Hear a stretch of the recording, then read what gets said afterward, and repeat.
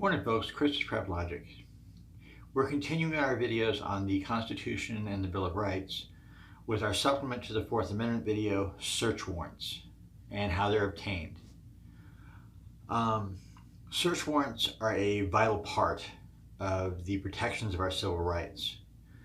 They regulate the way that law enforcement and federal officials can violate our property in cases of criminal activity or the perception thereof. It's important to note that just because a search warrant is served on somebody doesn't mean they're criminals. Sometimes search warrants are served and nothing is found and people are cleared of crimes. So search warrants are an important part of our criminal justice system. Now, the process of getting a search warrant goes pretty much like this. I'm Officer Smith with the Anyplace PD, and I'm conducting an investigation into stolen engine blocks. I've been told that seven engine blocks have been stolen in the area, and witnesses have said it may have been a gentleman named Richard Head who lives at 123 Any Street Drive.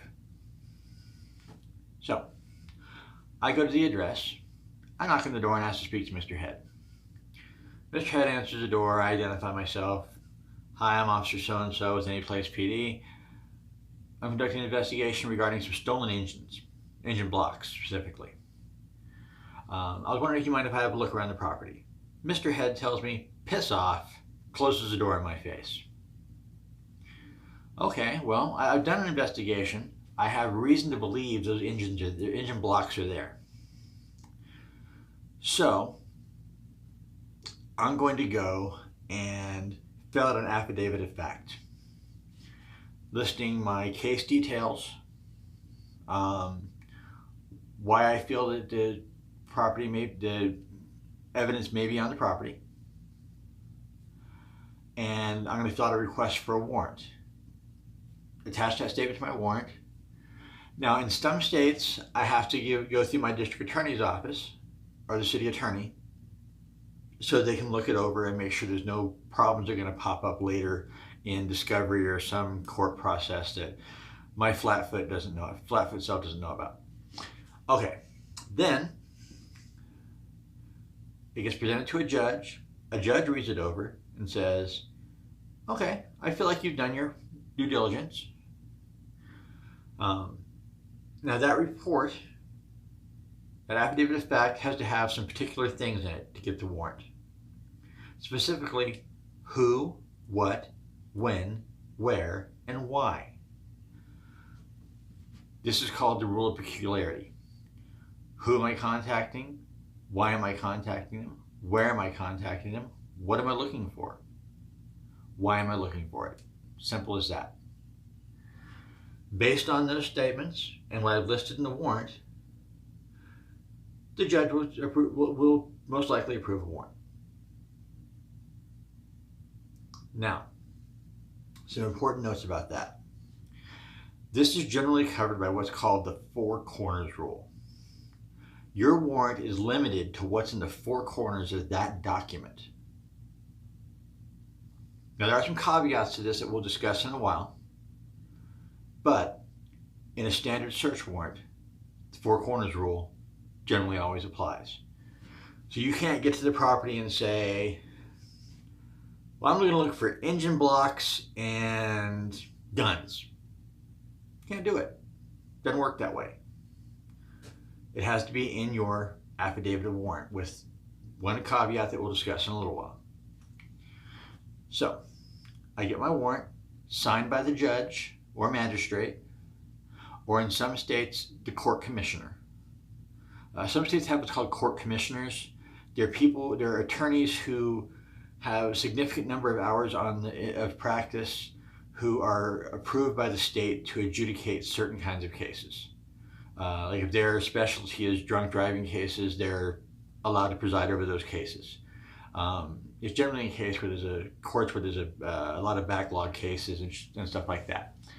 Anyway, so I go to Mr. Head's house, knock on the door. Mr. Head, I'm Officer Smith with Any Place PD. I have a search warrant for your premises. Please step aside. I go in, I search the property. Now, while I'm searching, my warrant is for engine blocks. I have to tell him, I'm here to search this property for stolen engine blocks. I am limited in the scope of what I can search for and where I can search for it by the item I'm searching for. If I'm searching for engine blocks, it is not reasonable for me to look in the silverware drawer or in his dresser drawers or under his mattress. Couldn't put an engine in there. Not going to work. So I search for my engines or engine blocks. While I'm in the garage, I find 3 engine blocks. I verify the serial numbers on those engine blocks. They're the ones I'm looking for. I include those in my discovery report. Document them, document all the numbers on them, things like that. This is part of your chain of evidence. Okay? Now, in most states, Mr. Head would be arrested at that point for possession of stolen property for fear that he'll flee prosecution. In some states, you take your stuff back to the DA and the DA issues an arrest warrant.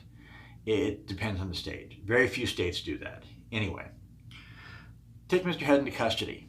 Now here's where that caveat comes in. While I'm taking Mr. Head into custody, I look down at the coffee table next to him, and there's a big pile of cocaine. As a trained law enforcement officer, I know this is cocaine.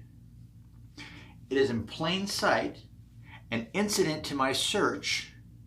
That criminal act in plain sight is seizable and admissible as part of the warrant. Now, if that cocaine was in a drawer or under the couch cushion, where I can't reasonably say an engine block might be, I can't search for it. He could have a dresser full of cocaine, and since I can't say an engine block could be in that dresser, and make a reasonable argument for why I should have to look in that dresser, won't fly. So that's the caveat there. Is items in plain sight or criminal actions in plain sight are pursuable by an officer. So I take my discovery report. I attach it to my investigation book. Some people call it some departments call it a crime book. Some people call it a field contact log. Every department has a different name for it. But it's basically the sum of your investigation and what was found on the search warrant and any arrest information, that kind of thing. So I take that, I give it to my district attorney, I'm done. Other than being a witness in a court of law, I am no longer part of this process. From there, it goes further into the justice system where the district attorney and the public defender and judges and juries all do their part of this process. Now, there are some other types of warrants that should be spoken about. No-knock warrants are warrants where an issue of public or officer safety is identified, and officers are, by permission of the court, not required to announce themselves by knocking on the door. This is where you see, the cops kick in the door, police search warrant, blah, blah, blah. That's a no-knock warrant. The rest of that process goes the same as a regular warrant. After everybody's secured and safety is assured, to go from there. There's also immigration warrants, which are generally served by like ICE, Border Patrol. Some states have their own immigration enforcement. They use those warrants. Same basic process. They go to a location, they're looking for this person. They can check anywhere where that person might be hiding and identify anybody that matches that person's description and verify they're not that person. reasonable. Vehicle searches are different in every state. So I encourage you to do independent research on those, because in every state the vehicle search rules are different, and I can't possibly go over every state's requirements for vehicle searches. One other place where search warrants have been challenged is body fluids. In cases of like DUIs, reckless discharge of a firearm while intoxicated, acts of violence while intoxicated or under the influence of a controlled substance kind of things.